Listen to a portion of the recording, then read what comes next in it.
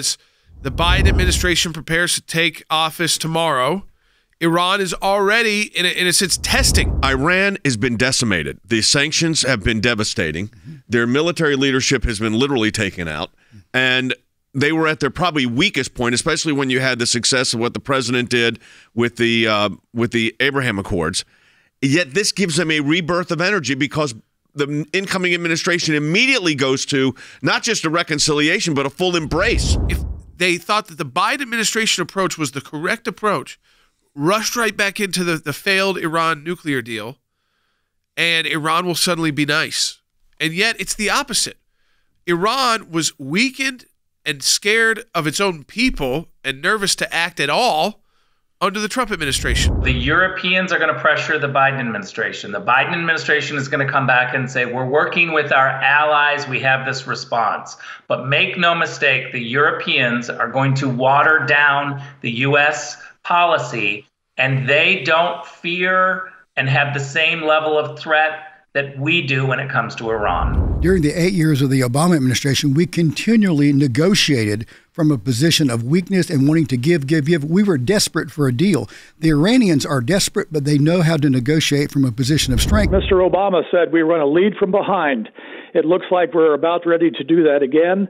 They have absolutely no fear or respect of the incoming Biden administration. So I think this has the opportunity to undo all the progress made in the Middle East by President Trump. We're about ready to go back to a policy like Mr. Obama's, where he would draw a red line in the sand, that would be challenged, and then he would back off and draw another one. One of the lasting legacies of this President Trump is going to be those Abraham Accords, because the reality is it was a complete reshaping of the Middle East for the betterment of the world and for the betterment of the region, but also for the betterment of the United States. And I think it's tragic in a sense that policy probably will not be continued, because what you had was an alliance because of a common enemy. All of the countries in the Middle East, and I've lived there, they see Iran as the big threat. They've known for many, many years Israel was not a threat. But now they're coming on board and acknowledging it publicly that they need Israel to stand with them and the United States against Iran, which is a threat to them. The Abraham Accords, I think there's a recognition in the region that they cannot go back to the days where Iran threatens the region. The Obama years were terrible for the region. They enjoyed a very different sentiment in the region. And we're already now seeing Doha and Riyadh talking and trying to figure out with Jerusalem what they can do about Tehran. I get nervous now about what happens, how the Biden administration can come in and ruin these deals. And they have the potential to do that. They will go in with the best intentions, thinking our way is the right way, and they will sabotage the process we made. I don't think they're wicked or malicious in it. They're inept and they're naive. These countries came into these agreements and were willing to make deals with Israel because they trusted the consistency of the policies of the Trump administration. They're going to be looking very closely at whether the Biden administration is going to continue down with these policies, and if they don't, that could unravel everything, because if the United States becomes an untrustworthy partner in some of these agreements, then they're going to be that much more reluctant to enter into agreements in the future. Instead of punishing the Iranians for rearresting this American and enriching uranium to a higher level, we're going to go back into a deal that releases sanctions, gives them sanctions relief. This is the danger.